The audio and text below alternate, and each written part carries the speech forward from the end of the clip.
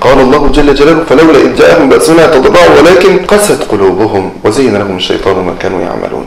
ليجد الله في قلبك 5 أشياء: الخوف والرجاء والحب والرضا والتماس الفرج. اجمعها في آن واحد، أن تستشعر أنك فعلا خائف أن يكون هذا البلاء لأن الله عليه ساخط. أنت في مشهد يستحق الخوف.